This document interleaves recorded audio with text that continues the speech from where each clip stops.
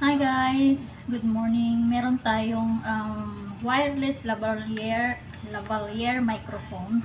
So, i-ano natin kung paano natin siya gamitin. How to use the lavalier microphone wireless. So, ito yung ano niya, ito yung body niya. So, andito sa loob nito yung USB na pwede natin gamitin sa pag nagcha-charge sa cellphone. Pag halimbawa nag-ano tayo, nabibideo tapos na biglang nalubat, so i-connect natin itong USB wire. Wait lang. USB wire sa ating phone. Halimbawa in case na bigla siyang nalubat, ito connect siya. So ito yung USB. So ito yung body niya. Ayan. So dito yung charging point sa kung saan nyo isa-charge. Kasi ito, pwede din siya sa phone pag pag nalubat yung phone nyo habang ginagamit nyo yung wireless microphone. Tapos biglang nalubat yung phone nyo. So pwede nyo ito i-connect doon sa mic nyo. So, ito rin, pag i-charge nyo yung itong body nito, yan.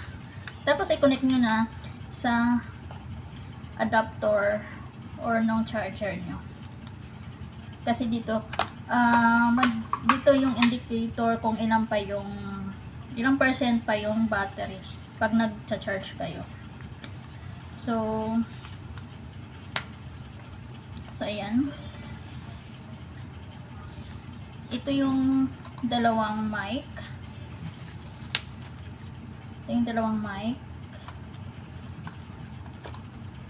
Ayan. So, magnetic to. So, ito, pwede nyong i-connect doon sa damit nyo o kaya i-clip. Ito, ayan siya.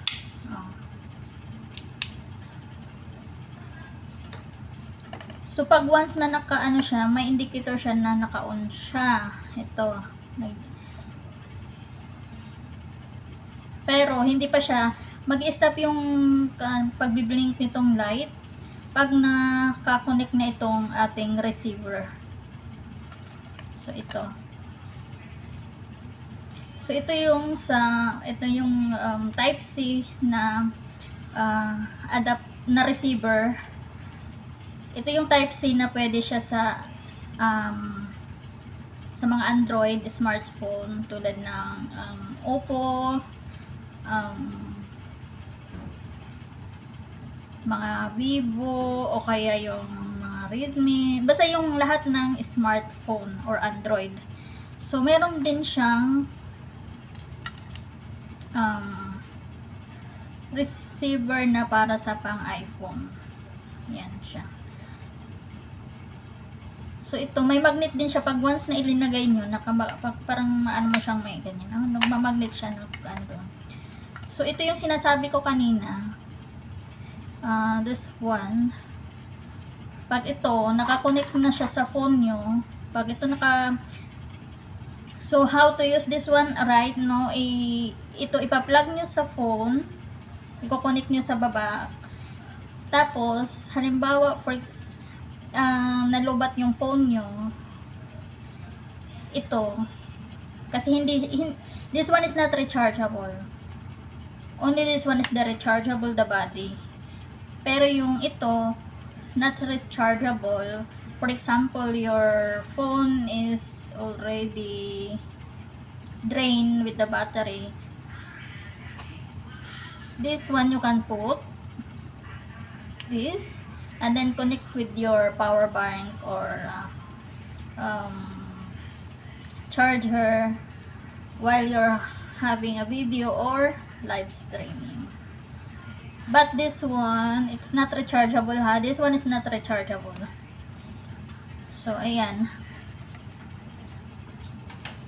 And then, to connect, this one you have to open. Mag-i-stop yung ito, indicator to na naka-on na siya. Mag-i-stop yung pagbiblink pag itong receiver naka-attach na sa ating phone or camera. And then, halimbawa ito, mapipindot mo siya. Oh wait, hindi kasi siya pa naka-on. So, meron siyang option. I-click mo lang siya pag ito parang ano siya ng reduction ng noise reduction. Tapos pag click mo tong mic, na-mute yung boses nyo habang ginagamit nyo. Tapos i-unclick mo lang ulit siya. I-click mo lang ulit siya para ma-unmute siya. Wait lang, i-ano natin. Try na natin siya. So, ayan, nakakonect na ang ating receiver. So, ayan, nag-stop na yung light, yung pagbiblink. So, ang indicator to na naka-on na siya. Sa iba, green ang color. Tapos, ito, blue. So, i-on mo lang siya. Naka-on na siya. Actually, naka-on na siya. So, pag noise reduction, i-gagan mo lang siya. Ayan, nag-blue. Ayan, yan. And then, pag gusto nyong i-mute, halimbawa, i-mute nyo yung kanyang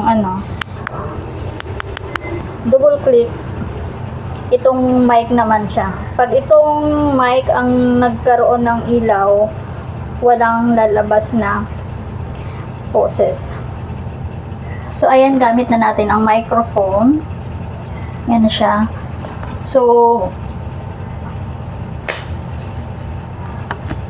nakaano natin yung noise reduction, pinindot ko. Kasi pag ipindot ko naman itong mic, so wala siyang voice na lalabas sa atin kasi naka-mute siya ito. Minsan, kahit naka-on na siya or naka-plug na yung receiver, hindi pa rin siya gumagana. Kasi itong wireless lavalier microphone, wala siyang app na ida-download or wala din siyang, hindi mo siya bubuksan na rin ang Bluetooth kasi direct na siyang gagamitin natin. Direkta na siya, basta is-selpak nyo lang ang receiver. Pero minsan meron pa ring ayaw gumana sa phone nyo. Ang gawin nyo lang, open your settings, then meron doon OTG, i-click nyo yon, then gagana na siya. So, ayan. So, ano siya, kung bibilhin nyo to sa Amazon, nasa 85 dirhams. So, nung nakaraan, naka-sale siya ng 75 dirhams. So, kung gusto nyo bumili, nasa description ang ating link. And, yun nga, kaysa bibili ka ng medyo mahal, di ba? Ito worth it naman siya. Hindi siya ganun kamahalan. And nag-work naman siya.